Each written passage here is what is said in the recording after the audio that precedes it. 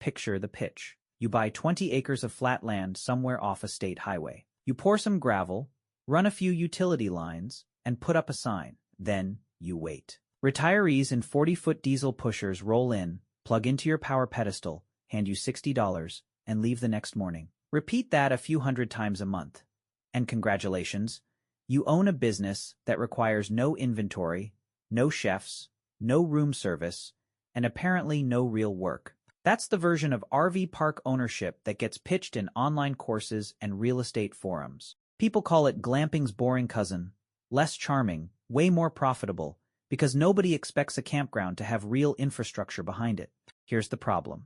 An RV park isn't a parking lot with a welcome mat. It's a small utility company, a road maintenance department, and a hospitality business, all stapled together and run by whoever happens to own the gate. The pads are the easy part. Everything underneath them is where the actual business lives. The demand side of this story is real. There are roughly 11 million RV-owning households in the U.S., and that number has climbed steadily since 2020, when a lot of people decided a 38-foot fifth wheel was a reasonable substitute for an office. Layer onto that the snowbird migration, retirees who spend winters in Arizona, Texas, and Florida, and summers everywhere else. And you get a customer base that's part vacationer, part long term tenant, part nomad. That mixed customer base is the whole personality of this business. A single park might serve a family on a 3-night weekend trip, a traveling nurse renting a monthly site for a hospital contract, and a retired couple who parks their rig from November through March and never really leaves. 3 completely different rental relationships, 3 different pricing structures, and 3 different sets of expectations about what amenities means. The appeal to an owner is the illusion of a hotel without the hotel problems. The reality is closer to running a small utility district that happens to also do bookings. Raw land is cheap. Turning raw land into a legal, sellable RV park is not.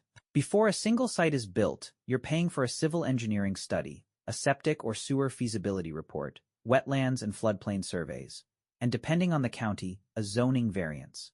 Because most rural land isn't zoned for commercial camping, and getting it rezoned can take a year or more of public hearings.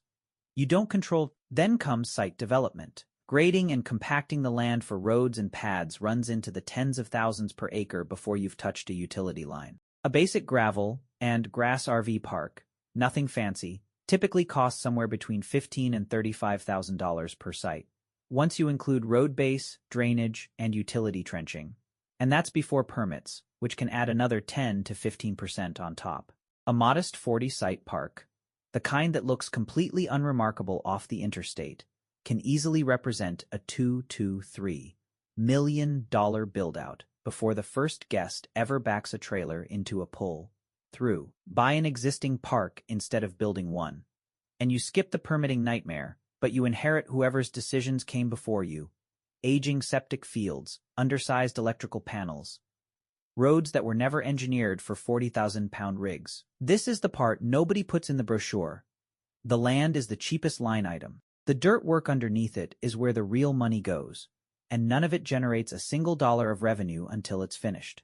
Every full hookup site needs 3 separate utility connections: water, sewer, and 30/50 amp electrical service, each metered or submetered individually if you want any control over your utility costs. Electrical alone can run $1,000 to $3,000 per site, once you account for the pedestal breaker panel tie-in and trenching.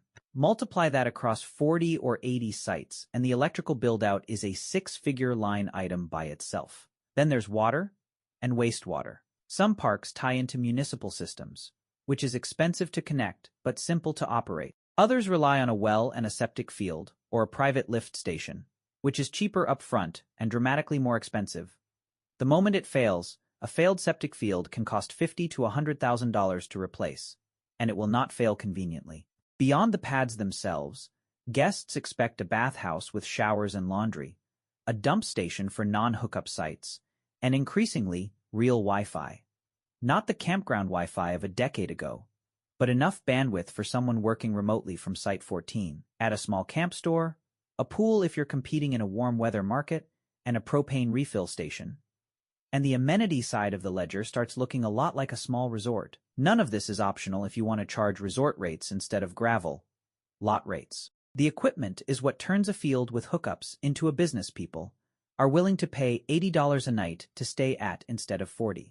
This is where the passive income fantasy quietly falls apart. Start with insurance. RV parks carry general liability, property insurance, and often a separate policy rider for the pool, playground, or any structure guests can injure themselves on.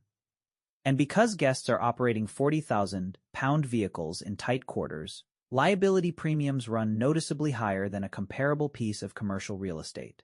A mid-sized park can pay $8,000 to $15,000 a year in insurance alone before a single claim is filed. Utilities are the next surprise. Even with individually metered electric, the park owner typically eats the cost of water, sewer, trash, and common area power, pool pumps, security lighting, Wi-Fi routers, laundry machines. In hot climates, running a pool and central air in the clubhouse through summer can add thousands per month during peak season alone. Then there's the maintenance that never stops.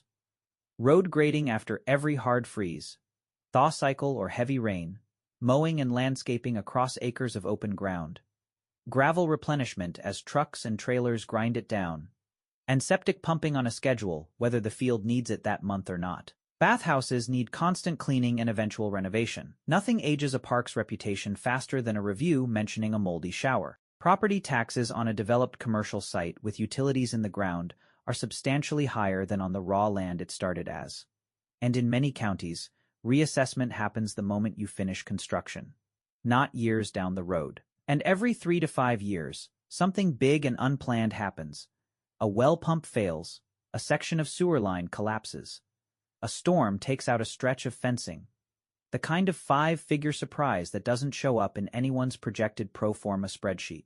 Add it all up, and a park generating $400,000 a year in gross bookings might be spending $150,000 to $200,000 of that, just keeping the lights, water, and roads functional.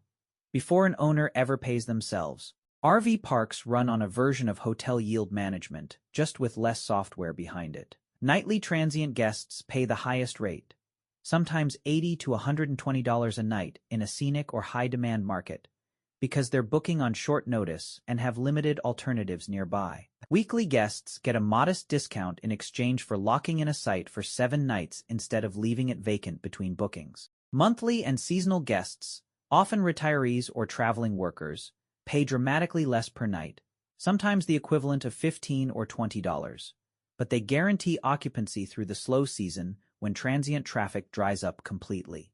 The tension in the business is that transient guests are the most profitable per night and the least reliable, while long-term guests are the least profitable per night and the only thing keeping the lights on in February. Every park owner is constantly negotiating what percentage of the property to dedicate to each, sacrifice too many sites to cheap long-term renters. And you cap your upside, chase transient traffic exclusively, and you're exposed every time the weather turns. Here's the structural insight that actually explains why this business can work at all. RV parks largely avoid the labor cost that kills hotel margins, because the guest does most of the work. Nobody's making the bed, cleaning the room between stays, or running housekeeping carts down a hallway. Guests hook up their own utilities, manage their own interior, and leave with their own trash. That's why a 40 to 60 site park can often run on 2 to 4 staff. Usually a resident manager or camp host couple who live on site rent, free in exchange for reduced wages, plus a part-time groundskeeper and someone covering the office during check-in hours. Labor costs for a small park frequently land under 15% of revenue, compared to 30 to 40% for a limited service hotel of similar size. That gap is the entire reason RV parks can post hotel-like margins on motel, like nightly rates. It's not the land, and it's not the hookups. It's the fact that guests are functionally unpaid housekeeping staff for their own stay. Because RV parks are a specialized commercial asset, conventional bank financing is harder to secure than for a standard retail or office property. Many buyers go through SBA 7(a) or 504 loans, which typically require 10 to 20% down and come with rates a point or two above prime, or they use commercial portfolio lenders who specialize in hospitality and campground assets, specifically, and charge accordingly for that specialization. On a $2 to $3 million park, that down payment alone is $200,000 to $600,000 in cash before a single site generates revenue. Add closing costs, initial reserve requirements many lenders insist on, and working capital for the first slow season. And the real cash requirement to get in the door often exceeds the sticker price of the land by a wide margin. Break even, in a well-run, well-located park, typically lands somewhere between 5 and 8 years, assuming no major infrastructure failures, no zoning disputes, and occupancy that performs roughly to projection. Miss any of those assumptions, and that timeline stretches fast. Seasonality is not a footnote in this business.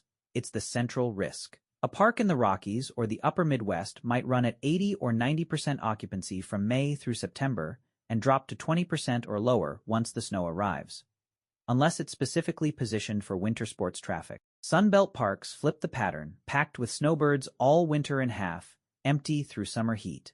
Weather risk compounds this. A wet spring can turn unpaved roads to mud and keep guests away entirely. A drought can strain a well past its capacity. A single named storm can take out power infrastructure across an entire region and knock a park offline for bookings during its highest demand week. Then there's regulatory risk, which is slower, but just as real, counties tightening short-term rental and campground zoning, health departments updating septic and water standards that force expensive retrofits, and in some markets, RV parks getting squeezed by the same land, use pressure pushing out mobile home communities. None of this shows up in a pro forma. All of it shows up eventually. Take a 50-site park in a decent, not spectacular location, a few hours from a national park or a coastal town, purchased for $2 million with $400,000 down. The excellent outcome: strong seasonal demand, a mix of transient and long-term guests that keeps occupancy above 65% annually, disciplined maintenance that avoids major surprises, and gross revenue north of $500,000 a year. After the roughly $200,000 in operating costs and debt service, the owner clears somewhere in the neighborhood of $150,000 annually, plus equity building in a property that's likely appreciating. This is the outcome that gets talked about on podcasts. The acceptable outcome: occupancy hovers closer to 45%. A competitor opens down the road, and after costs and debt service, the owner is netting $40,000 to $60,000 a year. A livable outcome for someone who also lives on site and counts the free housing as part of the return, but a mediocre one for anyone measuring pure return on that $400,000 down payment. The failure case: a septic system fails in year 2, a wet season tanks summer bookings, and the park is suddenly cash flow negative while still owing debt service on a loan that assumed none of that would happen. The owner either injects more capital, sells at a loss to someone willing to fix the infrastructure, or, in the worst version, walks away from the loan entirely. This scenario is more common than the success stories suggest, particularly among buyers who underestimated infrastructure age during due diligence. An RV park can absolutely be a good business, but good here means something specific. It works best for an operator who is willing to live on site, handle their own maintenance, and treat the utilities like the core product they actually are, not for someone chasing a hands-off income stream from 3 states away. The labor math is real. Guests genuinely do function as their own housekeeping staff. And that's what lets a small operation post margins a hotel could never touch on the same revenue. But that advantage only survives if the infrastructure underneath it is sound, because a septic failure or a bad winter doesn't care how efficient your labor model is. The fortunes in this business aren't made by the person who buys a park and checks in from a laptop twice a month. They're made slowly, over 5 to 10 years, by the person standing at the gate, fixing the water line themselves, and understanding that the gravel and the hookups were only ever the cheapest part of what they bought.